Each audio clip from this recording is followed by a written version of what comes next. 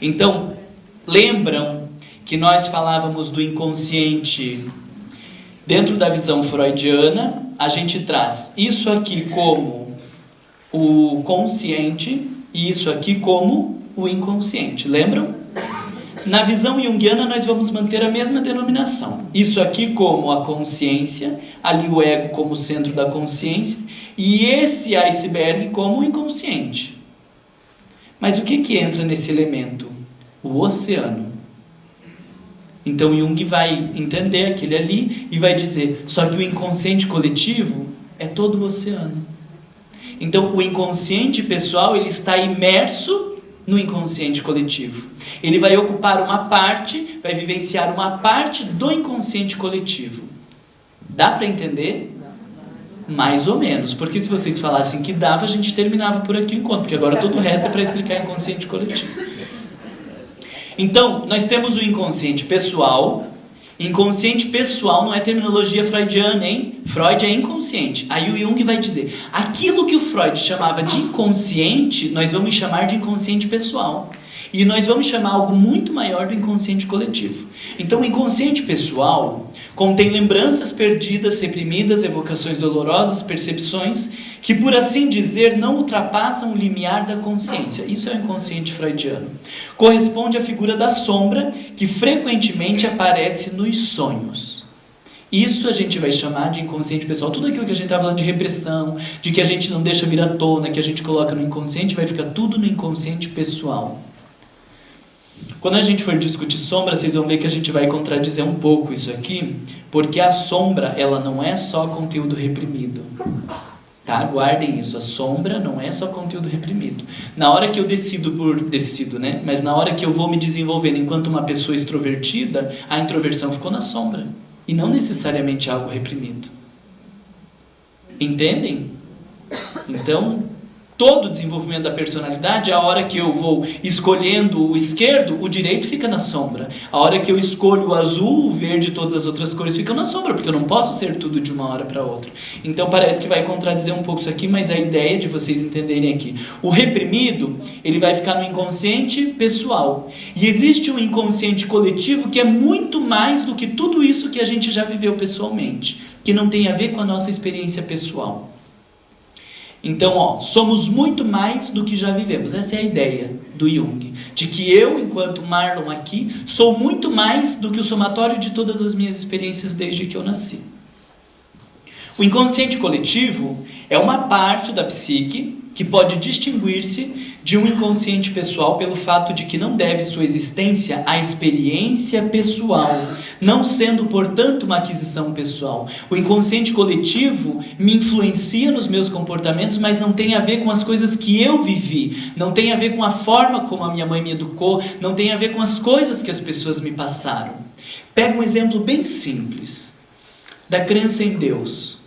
Tem pessoas que não tiveram uma vivência religiosa, não tiveram uma educação religiosa, não viram os pais orando nada, mas em algum momento trazem uma coisa muito viva da crença em Deus, se tornam religiosos, isso aflora e vive e sente, né? Esses tempos eu vi uma moça que ela dizia assim, eu não sabia nem rezar o Pai Nosso, porque nunca se falava de Pai Nosso. E hoje ela reza com uma coisa tão forte e tão sentida, né? Então vê, ativou algo dentro dela que não foi ninguém que fez essa inserção no meio religioso na vida dela. Então a gente vai dizer que é algo do inconsciente coletivo, é algo que não tem a ver com a experiência pessoal, por isso que é coletivo. Mas de repente não dá pra deixar de pensar que de repente... Calma, não, já sei o que você vai falar. O inconsciente coletivo contém toda a herança espiritual da evolução da humanidade. Olha que bonito, né?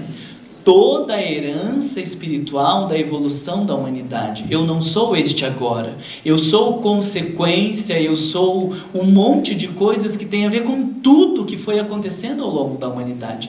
E aí nós vamos entender a nossa forma de pensar, a nossa forma de sentir, a nossa forma de agir. Hoje, quando uma mãe cuida de um filho, ela não está criando simplesmente uma forma de cuidar de um filho. Já existe toda uma história da humanidade, dessa figura de mãe, que estabelece alguns direcionamentos, que estabelece uma formatação de mãe, de pai, de filho. de amigo, de irmão, alguém que nos dê a mão, seja até presente de um cão, diz a poesia. Porque é muito triste viver na solidão. Isso aqui eu não vou falar para vocês, porque pula. Então, eu vou trazer aqui arquétipos inconsciente coletivo, tá aqui. Eu vou trazer uma coisa muito legal para vocês verem aqui do inconsciente coletivo. A Iris traz, claro, vocês leram ali o capítulo do Refletindo a Alma, que fala dos conceitos do Jung. Eu não estou citando a Iris, não, meu Deus do céu. Eu acho que ficou muito bom, muito legal aquele capítulo. Mas eu estou trazendo outros elementos, porque vocês já têm aqueles, né? Então estou trazendo outros exemplos, algumas outras citações para ir acrescentando. Mas se eu não tivesse estudado tudo isso, a gente usaria plenamente aquele capítulo todo, porque está muito bem escrito, tá? Não é uma desconsideração. Então, olha esse exemplo. Que legal, onde o Jung vai chegando na noção do inconsciente coletivo. Escolho novamente o exemplo de um caso clínico, que apesar de já publicar... Por volta do ano de 1906, deparei com a curiosa fantasia de um indivíduo internado há muitos anos, no hospital psiquiátrico. O paciente sofria de uma esquizofrenia incurável desde a sua juventude. Gente, ele não vai curar a esquizofrenia. Isso aqui é só um exemplo de arquétipo, tá? Não vai já esperando onde que vem a cura, né? Porque falou e daí curou, né? Agora ele fala e cura a esquizofrenia. Não, não é isso. É para mostrar como existem conteúdos que estão na psique do sujeito e que não fizeram parte da sua experiência pessoal. Então ele diz assim, esse paciente, ele frequentara a escola pública e trabalhara com empregado no escritório. Ele não era especialmente bem dotado nessa época e eu mesmo não tinha conhecimento algum de mitologia ou de arqueologia. A situação, portanto, não era suspeita de dizer que ele induziu tudo aquilo. Certo dia, encontrei-o junto à janela, movendo a cabeça de um lado para o outro, piscando para o sol. Pediu-me que fizesse o mesmo, prometendo que eu veria algo muito importante. Ele pediu para o Jung, para ficar lá olhando para o sol, piscando e balançando a cabeça, que ele viria algo muito importante. Ao perguntar-lhe o que estava vendo, ele espantou-se, porque eu nada via, e disse, o senhor está vendo o pênis do sol? Quando movo a cabeça de um lado para o outro...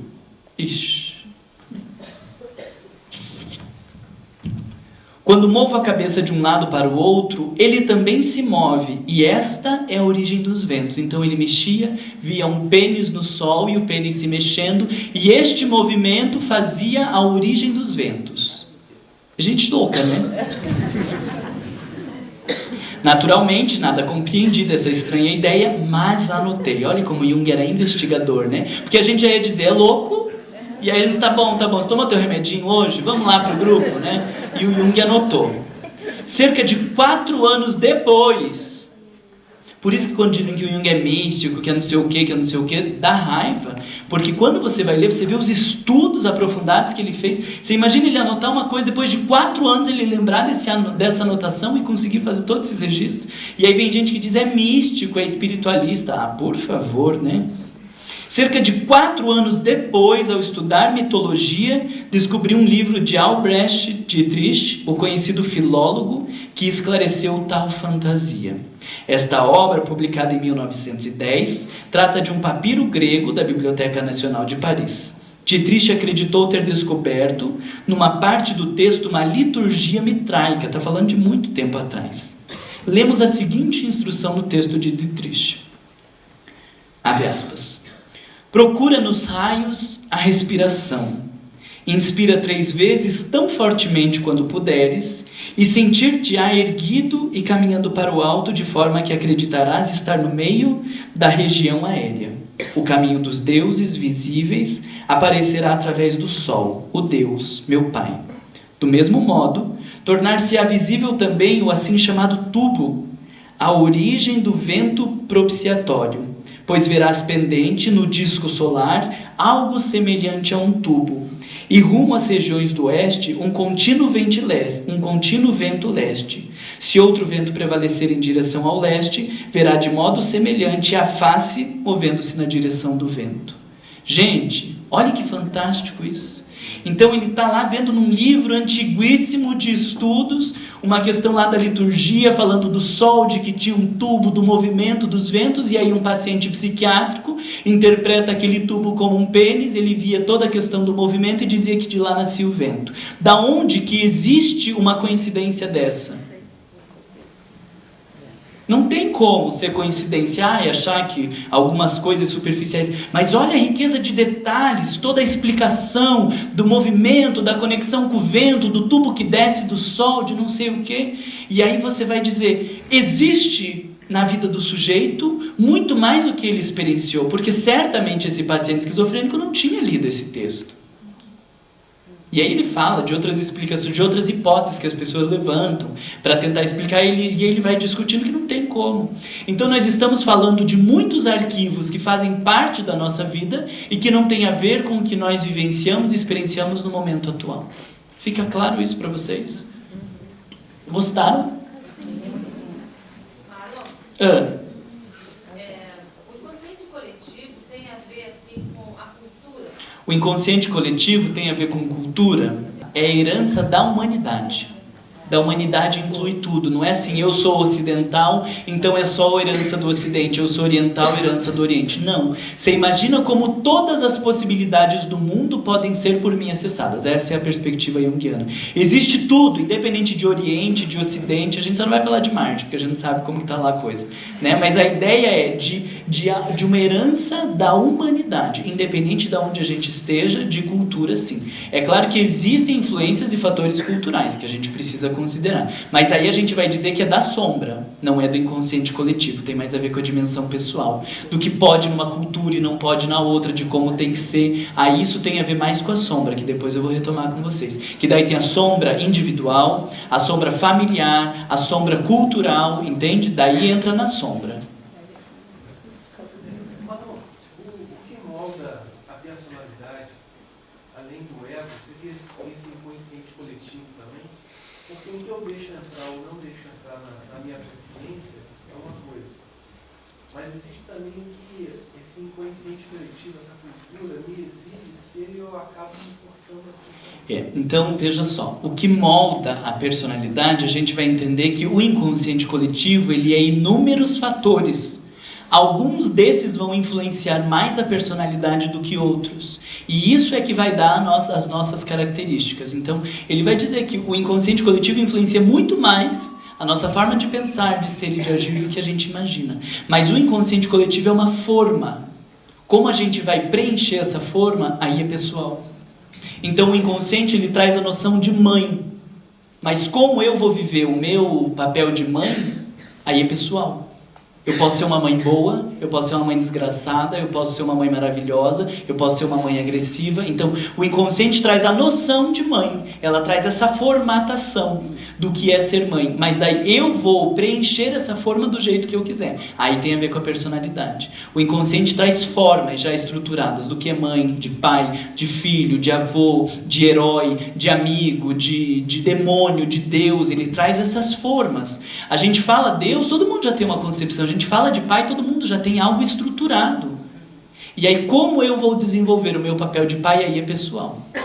Tá? Mas eu vou trazer mais elementos para ir ajudando vocês a entender.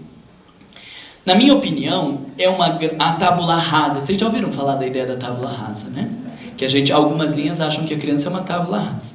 Na minha opinião, é um grande equívoco supor que a alma do recém-nascido seja uma tábula rasa, como se não houvesse nada dentro dela.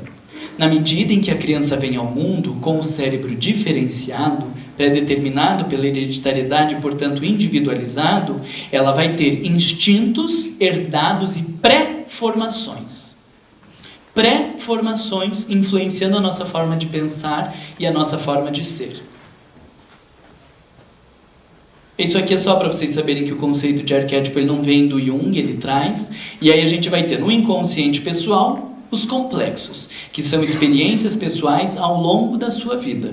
E no inconsciente coletivo, os arquétipos, que são experiências da coletividade ao longo da história da humanidade. Então nem só, Márcia, o Oriente e o Ocidente, mas tudo que o Oriente já viveu e tudo que o Ocidente já viveu. Eu quero trazer esse slide, a gente vai fazer uma visualização e daí vai fazer um intervalo, tá? Depois a gente retoma.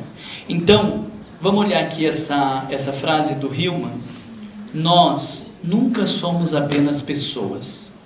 Somos também sempre mães, gigantes, vítimas, heróis e belas adormecidas. Titãs, demônios e deusas magníficas têm governado nossa alma por milhares de anos. Então nós temos todas essas imagens dentro de nós, influenciando o nosso comportamento muito mais do que nós temos consciência ou do que nós imaginamos. Então eu queria fazer uma visualização com vocês para a gente acessar um pouco dessas possíveis imagens que estão dentro de nós. Tenta relaxar aí, soltar os cadernos, os textos. Põe no chão de preferência os cadernos, porque vocês ficam apoiando na perna e aí a perna fica tensa, a consciência está presa ali.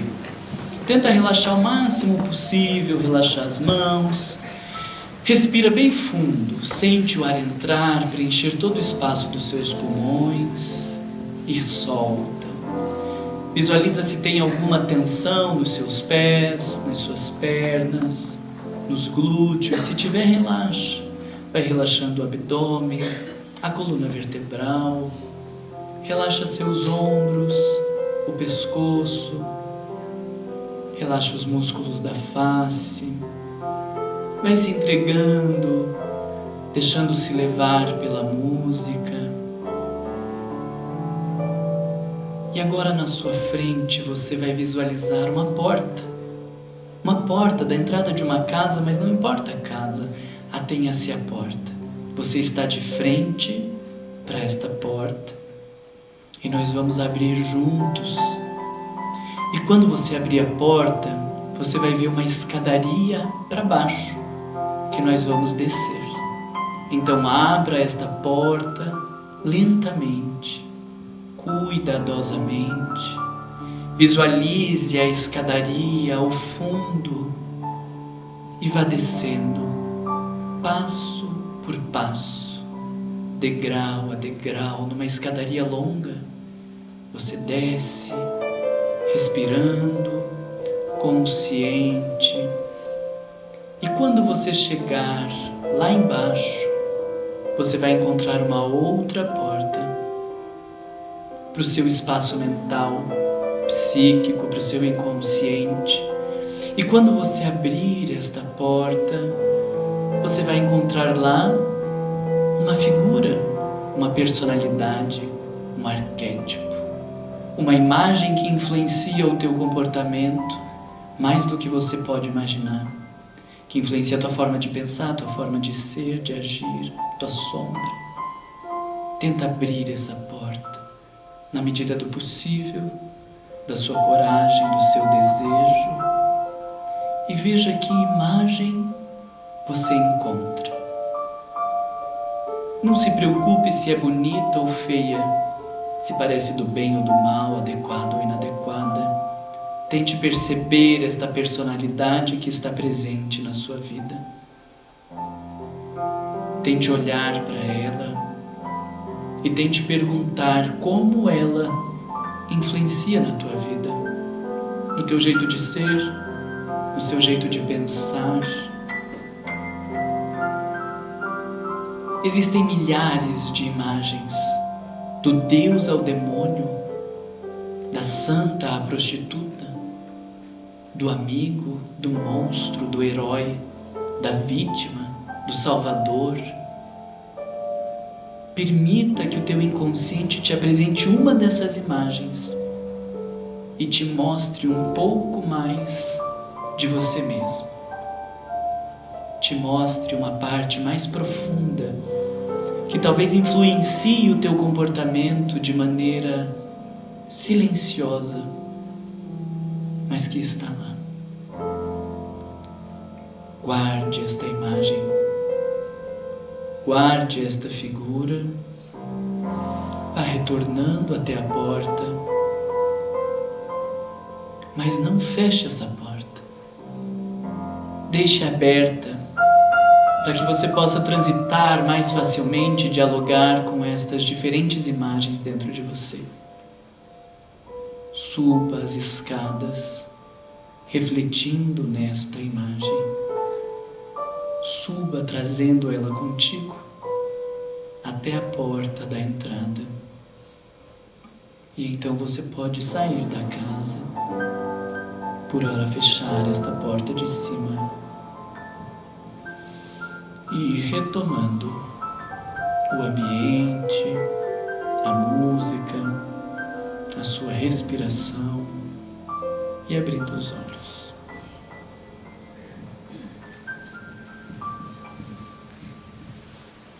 Quem quiser, registre a imagem.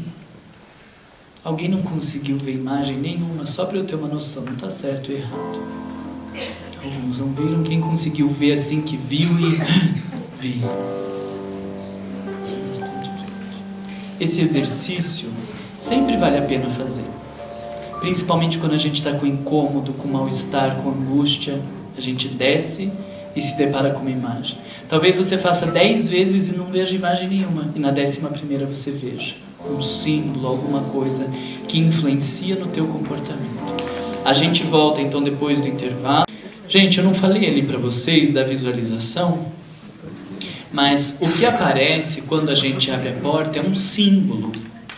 Pode aparecer a mãe, o irmão, o filho, a avó, um monstro, uma fada, um cachorro, sei lá.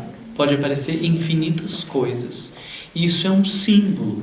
A gente não tem um significado literal. Então, por exemplo, a Amélia estava lá descrevendo que ela viu a avó dela. Agora ela vai ter um trabalho de pensar o que a avó representa para ela. Porque a avó pode representar, por exemplo, agora já não estamos falando dela, né? Mas a avó pode representar autoritarismo, a avó pode representar maternidade, a avó pode representar amorosidade, a avó pode representar indiferença, crueldade, sei lá. Aí vai ter que ir ampliando esse símbolo com todas as coisas que ele remete para que a gente possa ir estruturando esse arquétipo influenciador da personalidade. Tá? Então, não vamos ficar no literal. A gente vai ampliando com o que aquilo representa para mim. Dá para vocês entenderem? Gostaram de fazer visualização?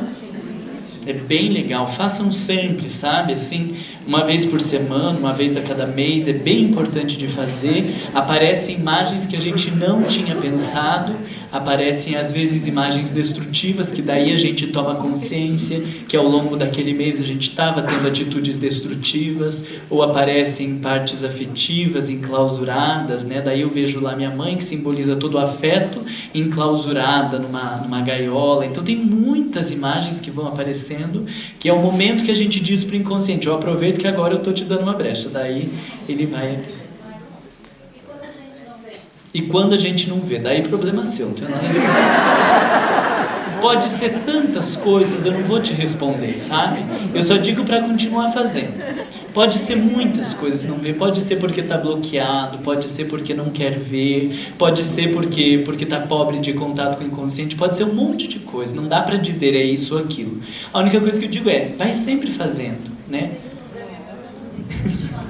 Vai sempre fazendo. Às vezes é um momento da nossa vida que não tem algo tão constelado pronto para aparecer. Tem gente que abriu a porta e já teve um susto com o negócio. Teve gente que foi aparecendo, teve gente que não apareceu nada. Mas a ideia é vocês sempre fazerem esse exercício para ir contactando essas imagens que estão dentro de vocês. Sim, faz em casa. Olha, uma vez por mês, pelo menos. A Joana fala de tempos em tempos fazer vivência da morte, de tempos em tempos fazer viagem para o inconsciente. Vai fazendo. Um dia aparece uma imagem, no outro dia aparece outra imagem, no outro dia repete. Aí a gente vai se conhecendo cada vez mais. E o ambiente que aparece nessa visualização, essa resposta que você deu agora se estende a isso também. É tudo simbólico, né? Se é um lugar bonito, se é um lugar escuro, se é um lugar penoso, tudo é simbólico. A gente tem que ir interpretando o símbolo, tá? Aqui eu vou pular porque a gente está desesperadamente atrasado, como sempre. Quando que a gente terminou? 11h45, né? Então tem 1 hora. Então vamos pular tudo isso aqui.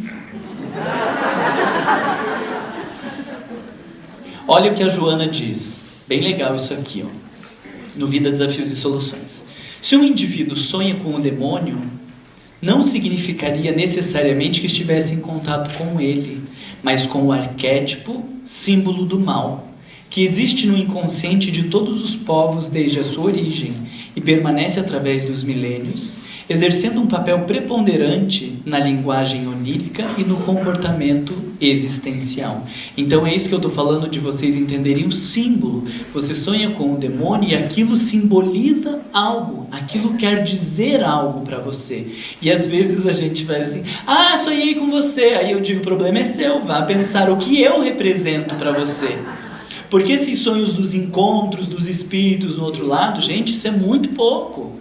Não é toda vez que acontece. A maioria dos nossos sonhos são simbólicos. A Joana diz isso, né? Então, quando eu sonho com alguém, eu preciso pensar o que esse alguém simboliza para mim, o que significa, quais são as suas características, e aí a gente vai vendo como eu estou me relacionando com aquela imagem dentro de mim. Entende? Aí eu sonho com uma pessoa querida, amorosa, e eu estou lá dando na pessoa, estou jogando ela para fora. Opa, pera lá, né? Isso tem a ver com a minha afetividade, como eu estou me relacionando com a minha parte afetiva, será que eu estou jogando pela janela, eu estou acolhendo? Aí a gente vai pensando um monte de coisas a partir dos sonhos. Então, a ideia é de você ver estas imagens como símbolos, que representam alguma coisa para alguém. Então, mãe não representa a mesma coisa para todo mundo. Eu sonhar com a minha mãe, não posso falar o que representa porque ela está aqui. Mas eu sonhar com a minha mãe representa uma coisa. O outro sonhar com outra mãe representa... E cada um de vocês, talvez a gente tenha 20 pessoas e sonhar com a mãe represente 20 coisas diferentes. Porque a gente tem que captar o que o símbolo representa e não um sinal em si determinante, tá? Só um minuto.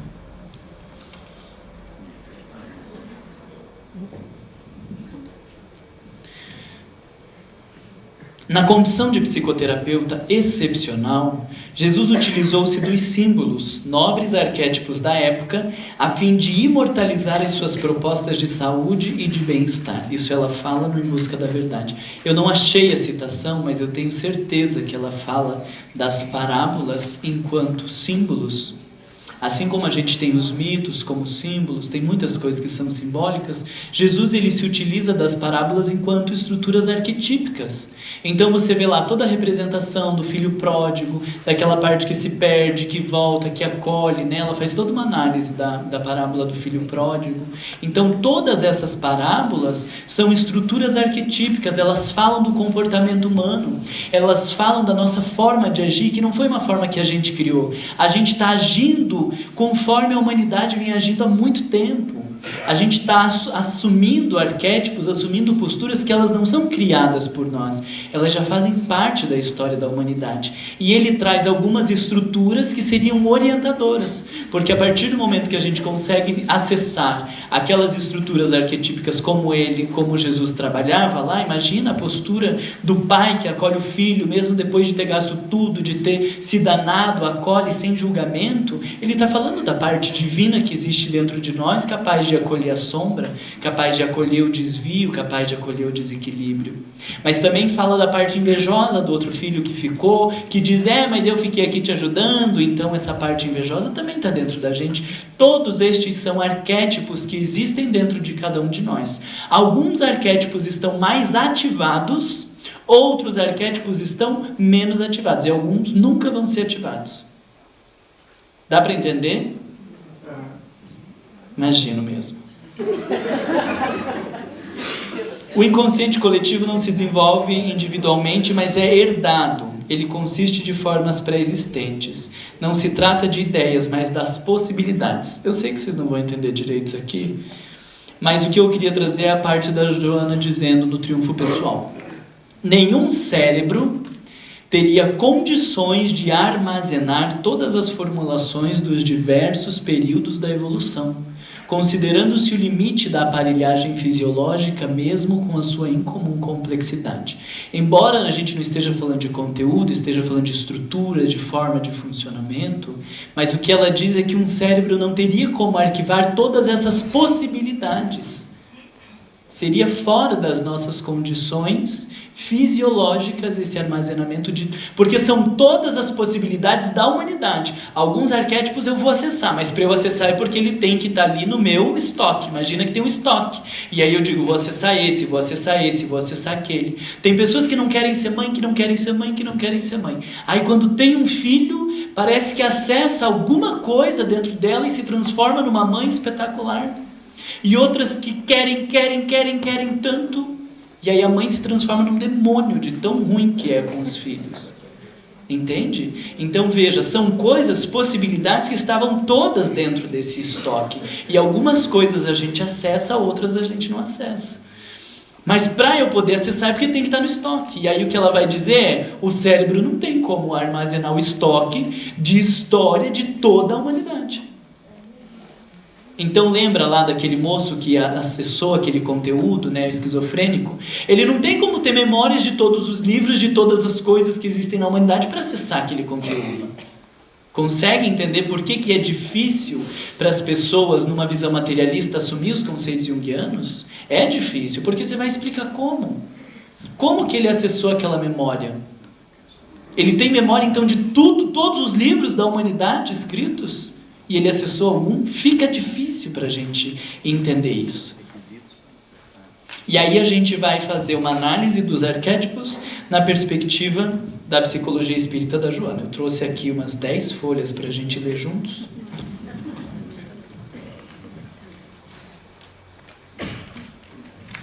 Vamos lá?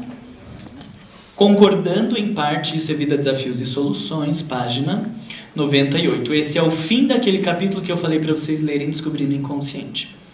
Concordando em parte com o eminente mestre, agregaríamos que muitos símbolos que se apresentam como arquétipos provêm de um outro tipo de herança primordial, a das experiências de cada espírito pelo imenso oceano das reencarnações.